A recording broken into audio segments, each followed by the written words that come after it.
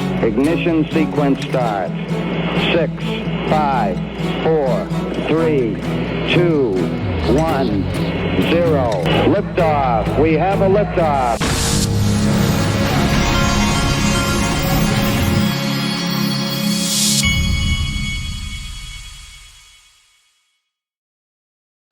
Hey everybody, this is the Digital Asset Investor, and I'm having to be quiet because I have grandparents in from out of town. We got high school graduation going on.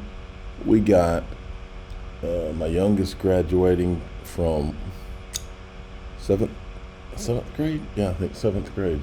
I'm getting old. We got graduation parties to deal with, where I have to do the setup of a party. So there's a lot going on. So I decided to wake up early and start knocking my videos out. And so I have grandparents and kids that are asleep in the house, so I can't get too loud. I might get in trouble here. I take a lot of risks to bring this content to you.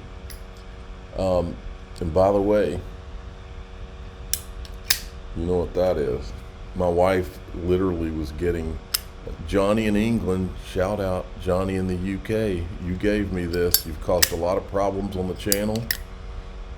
Even my wife was telling me to stop doing that. I was flipping this in front of my mother-in-law, and I said, before I realized that I was flipping this thing, and I said, you know I don't smoke, don't you? Johnny from the UK gave me this at XRP Las Vegas because he knew I had a nervous habit.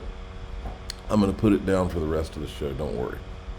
All right, look at this. Altcoin's market cap is currently at the last phase of preparation for explosive rally. Look, I don't know charts, folks, but this is interesting. Look at the halvings. This is from 2016. You got a halving, and then you see it goes up some, and then there's a little dip. Then 2020, you've got a halving, goes up, then there's a dip. Then 2024, you get a halving, and we're in that phase where we're in the phase where it's down. This is, when I look at this chart, I'm like, wow, this is the greatest accumulation opportunity that we've seen in a while, right? In this, and it's probably a very tiny window is the way I'm thinking. So yes, I've been buying left and right. 937 firms disclosed spot Bitcoin ETF holdings in Q1 2024. Gold ETFs had just 95 firms invested in its first quarter. Ooh, let's see here. I forgot to pull up. Let me remind you, Link2 has, Circle has been added to the Link2 platform. I forgot to pull it up.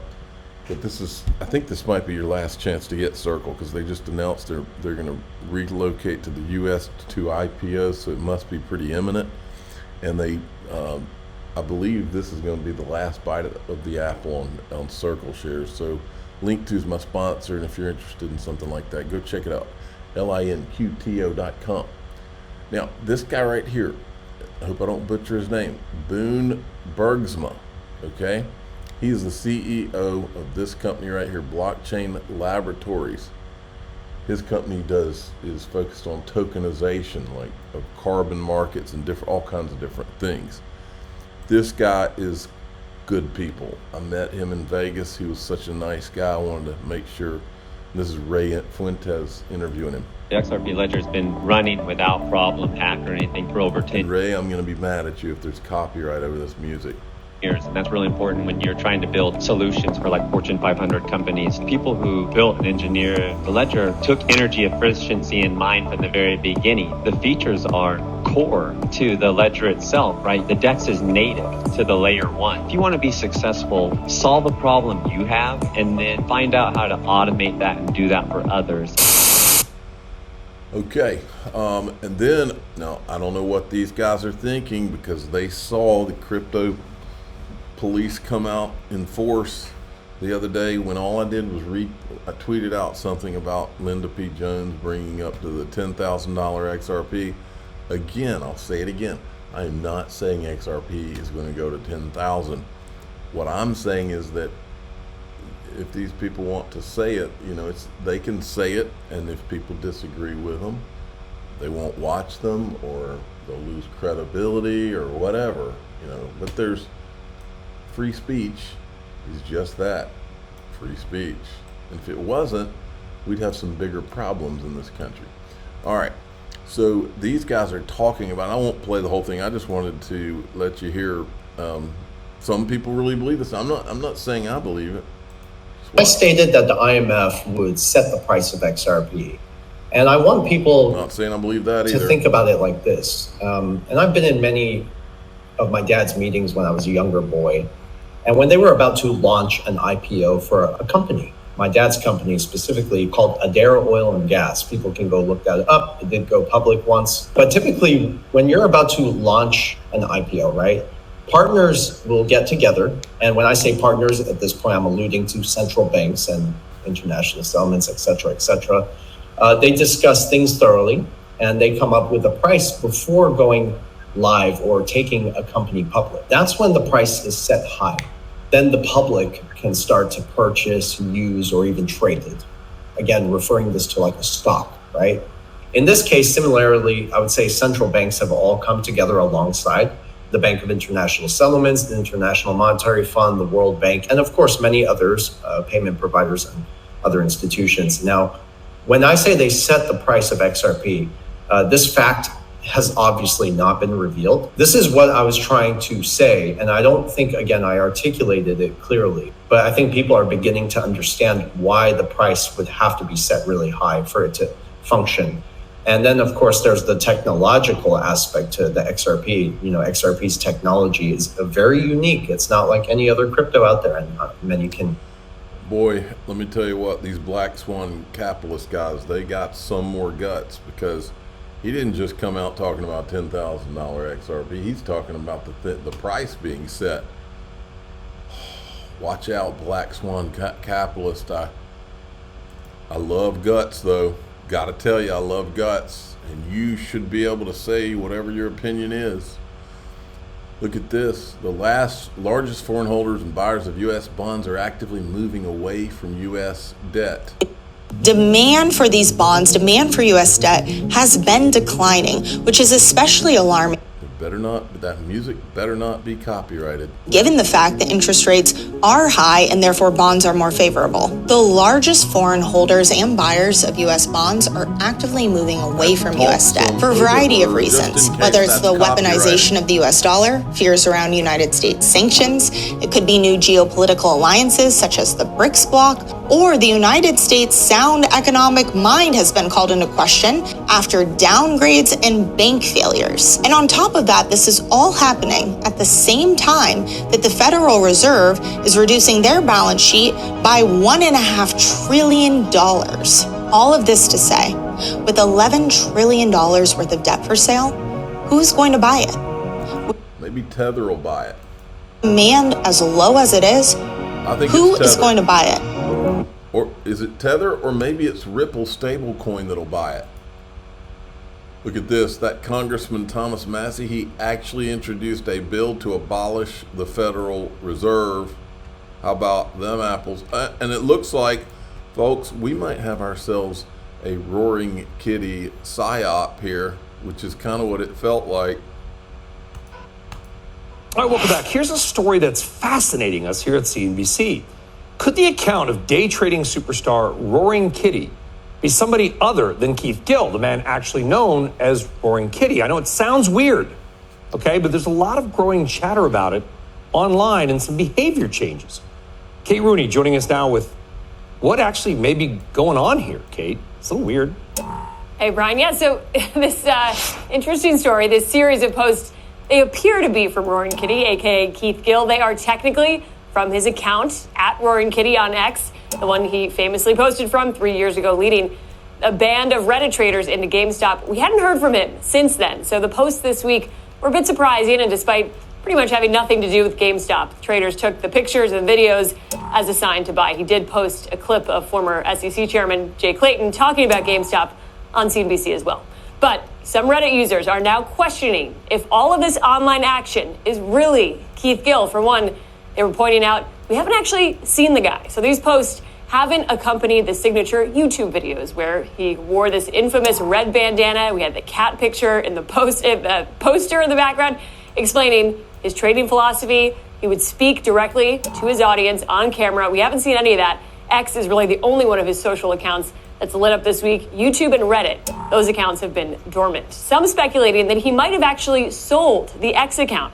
One person posting a screenshot of someone offering to buy Gil's username, in which Roaring Kitty responds that he would entertain that offer. We have not verified these screenshots, but Brian, all of this could have implications depending on who this is and if they have any sort of position in GameStop. Another person who's been getting in on a little bit of the banter this week online, Robinhood CEO Vlad Tenev. He was a key character in the last meme stock rally, tweeting. Okay, you get the picture. Be interesting if that is actually a Roaring Kitty psyop, wouldn't it? Now, all of the bad guy naysayers in the XRP community, and there's a lot of them these days, I keep asking the question, why are they here? If they don't believe in XRP, why not just leave? That's the tell, folks. They're here for a reason. So, now, Brad, those same people, they were trying to float the idea that Brad Garlinghouse's XRP tattoo was not real. And then this must be Brad Garlinghouse's new girlfriend or something. She popped up out of nowhere, and all of a sudden she's tweeting something that only someone who's close. So good for Brad Garlinghouse. He looks like he's got himself a new girlfriend. But they'll say what anything that they think harms XRP, Ripple, or Brad Garlinghouse. That's their mission. We win, you lose. Negativity never wins. Now, Chris Brummer, who's the Georgetown professor, said he had a new job and he's delighted to share the launch of a new crypto disclosure company called Blueprint Print Co. Okay. And I said, bad start, Chris. Where is the XRP? It's the only digital asset with legal clarity. Is it not a leading blockchain? Because this was from their website. And the reason I'm sensitive to this all the time is because we've watched the cookie cutter, that same kind of cookie cutter thing, where just about every company in blockchain refers to the leading blockchain tokens and all, and they all intentionally, many of them, exclude XRP. I don't think that's what Chris Brummer was up to, but he's answered me and he says, we support XRP, and I've personally been in touch with Brad Garlinghouse on cool projects in the space. Patience Padawan. Does that mean he just called me an aspiring Jedi? I like it. Then this is from Bank XRP, new video from Ripple. Please tell me you didn't copyright this, Ripple. So Modular decided to join RippleNet to work with a partner that had the same values as us, as providing better, superior access to the payment networks. So with Ripple, we're bringing that in a much more simplified, easy access form.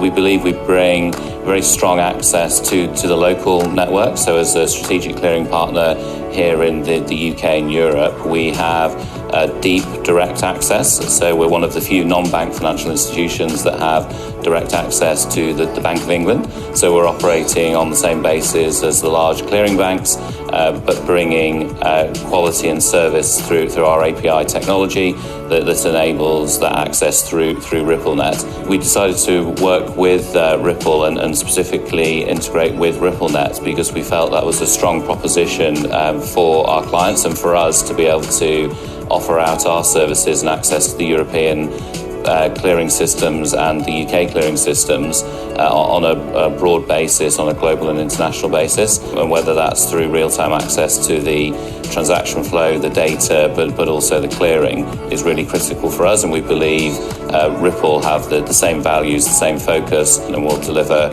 significant benefits to our partners and to their customers in terms of being able to access digital services real time and therefore drive economic value and benefit to the end customers.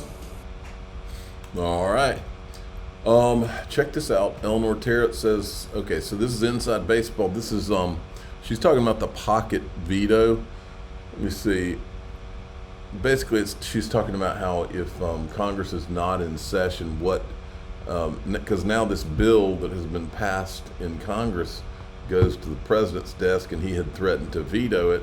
But they're trying, this is basically a write-up on how he can politically not have it as much focused on if he tries to veto the thing.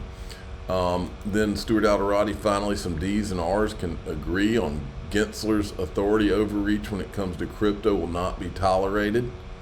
And then I'm not going to go through all of this. I'm trying to fly through this is one of the people in Congress that's basically talking about how awful Gary is and how they're putting him in check. And then I said it appears this is so funny, Gary Gensler and Senator Warren, I mean, it's literally at this point Gary Gensler and Senator Warren against both houses of Congress and the American people. And Elizabeth Warren is riding in her she's riding in her convertible like Thelma and Louise over a cliff with this anti-crypto army. I don't think she really has an army. I think she wanted to have an army. She might have a fake crypto bot / social media army. There's a lot of bad guys out here, but she doesn't have a anti-crypto army because most people want crypto. And then we have this. I wanted to show you this before we go into the group. This was interesting. This guy right here is a former Web3 founder turned whistleblower, and he's an author of Crypto Confidential and Insider's account of the front lines of fraud. What he's an investigator and investigates all the different frauds that have happened in crypto. And what he did is he tweeted out that he's going to be on this guy's show. And here's this guy's website, because I went to his website, and what's cool is he was wearing an Auburn hat. That's where I went to school. I was wondering if he went to school there. But his website is called Criminal Thoughts. And it says former FBI's most wanted criminal, cyber criminal, Brett Johnson, fully embraces that crypto is a Ponzi scheme. That's one of his videos. But anyway, the point is they're doing an expose on some of the frauds that have gone on in crypto. Brad Combs had asked him, very cool, I'm looking forward to this show. Question, will you guys be covering the Phoenix Fire token scam? A lot of people were harmed by it, and we need someone with expertise to help those who were harmed. Appreciate your work. And he replied, and he says, thanks. And yes, I'm very familiar with this case. May very well discuss it tomorrow, and we will be writing about it in the future. It was particularly egregious, even by crypto scam standards. And so let me see if it shows what time they're going to be doing this show. If I go to his channel here. Okay, it doesn't say what time, but he's going to be on that podcast. So we'll follow that. I'd like to hear what he does know on the Phoenix Fire token thing. That'll be interesting.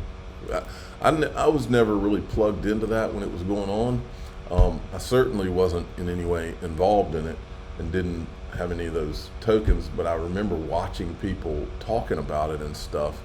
In matter of fact, I was asked, it was actually through Brad Combs, the guy behind the thing approached Brad Combs, as I recall, and it seems like it was something where he approached us and we said no, but there were other people who he had approached that had said yes, and it was something like that, as I recall. But anyway, I didn't get anywhere near it. And look, a lot of these you can smell on the face of them that they're problems. Some of them you can't, but I just kind of stay away from everything right now because of the regulatory thing anyway. But I certainly don't promote tokens for money and never have. Okay, we're going to go into DAIXRP.com, and one question I've asked on my channel a lot is, where are the good guys? I feel like we've been surrounded by evil for the last 5 to 10 years in this country and in this world, and I keep asking the question, where are the good guys? Like, where are the major good guys? What are they doing? Why not? We're seeing everything that the bad guys are doing, but where are the good guys? Well, this video is pretty fascinating that was going around. I'm going to show it to you in my group. I'm the digital asset investor. I'm not an investment advisor. This is for entertainment purposes only. Please subscribe, hit the like button, and tell your friends and family that I sure hope that this one good guy is like real deal, because we need something like this to be going on. Thanks for listening.